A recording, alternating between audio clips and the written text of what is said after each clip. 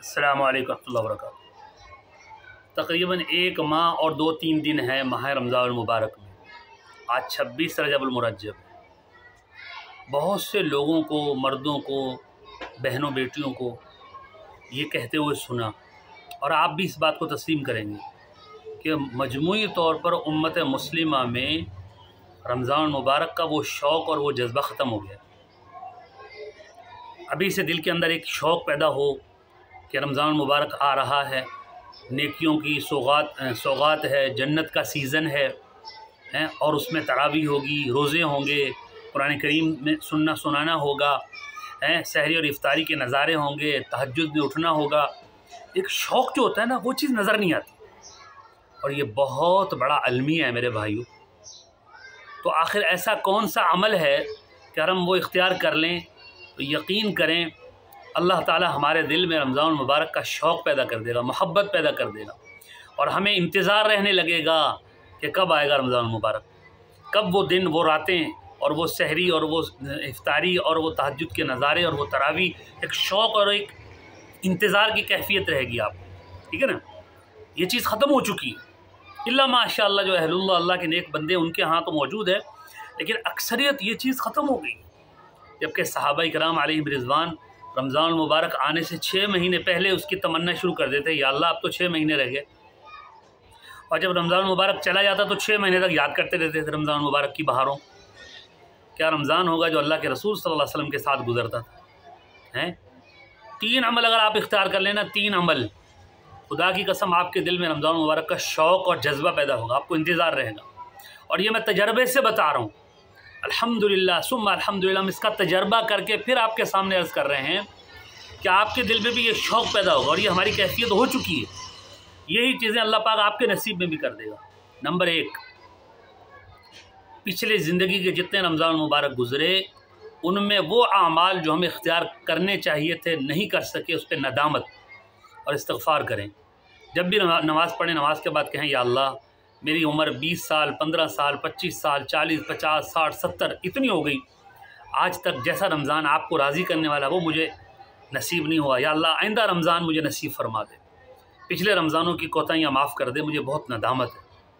خدا کی قسم کھا کے کہہ رہا ہوں، اس ندامت کی برکت سے آپ کے دل میں آنے والے رمضان مبارک کا شوق پیدا ہو جائے گا، ایک لگن اور ایک طلب آپ کے دل میں پیدا ہو جائے گی۔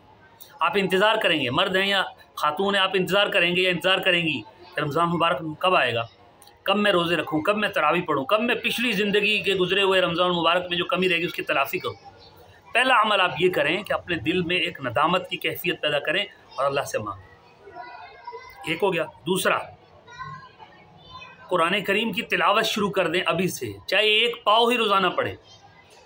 الحمدللہ ثم الحمدللہ، ہمارے 5 پارے 6 پارے روزانہ قرآن پاک کی تلاوت ہو رہی ہے، صرف ترغیب دینے کے لیے بتا رہا ہوں، اور یہ اس لیے ہو رہے ہیں کہ رمضان مبارک قریب ہے، اس کی تیاری میں الحمدللہ ثم الحمدللہ، ٹھیک ہے۔ آپ حافظ ہیں تو 2 سپارے، 3 سپارے، 5 سپارے تلاوت کریں، ٹھیک ہے۔ حافظ نہیں ہیں، بہن یا بیٹی ہیں یا مرد ہیں، بھائی ہیں، کوئی بھی ہیں، تو 1 پاؤ آدھا سپارہ قرآن کی تلاوت شروع کر دیں۔ رمضان مبارک کا اور قرآن کا گہرا تعلق ہے، لازم ملزوم ہے۔ اللہ نے فرمایا شہر رمضان الذی انزل فیہ القرآن، رمضان مبارک وہ مہینہ ہے جس میں قرآن اتارا گیا۔ انا انزلناہ فی لیلۃ القدر، ہم نے اتارا اس کو شب قدر میں، شب قدر رمضان میں۔ اگر آپ ابھی سے رمضان مبارک کی تیاری کی نیت سے قرآن کی تلاوت شروع کر دیں کہ انشاءاللہ میں تلاوت شروع کر رہا ہوں یا تلاوت شروع کر رہی ہوں، تاکہ رمضان مبارک میں مجھے زیادہ قرآن پڑھنا، سننا، تراویح میں اور ویسے نصیب ہو جائے، خدا کی قسم اس قرآن کی تلاوت کی برکت سے آپ کے دل میں رمضان مبارک کا جذبہ، شوق، انتظار، طلب اور ایک محبت کی کیفیت رمضان کے بارے میں پیدا ہو جائے۔ تجربہ کر کے دیکھ لیں، ہم تجربہ کر چکے ہیں، آپ کو بتا رہے ہیں، تجربہ کر کے دیکھ لیں۔ 2 کام ہو گئے۔ تیسرا، حضور اکرم صلی اللہ علیہ وسلم نے رمضان مبارک کی طلب اور شوق پیدا کرنے کی دعائیں ارشاد فرمائی۔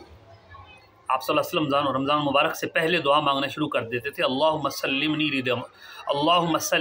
لی رمضان وسلمہ رمضان لی وسلمہ لی متقبلا۔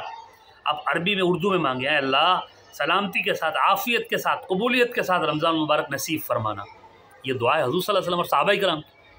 حضور علیہ السلام جیسے رجب کا چاند دیکھتے تو دعا مانگتے، اللہم بارک لنا فی رجب و شعبان وبلغنا رمضان، اے اللہ رجب المرجب اور شعبان المعظم میں برکتیں عطا فرما ہیں اور عافیت سے رمضان المبارک نصیب فرما۔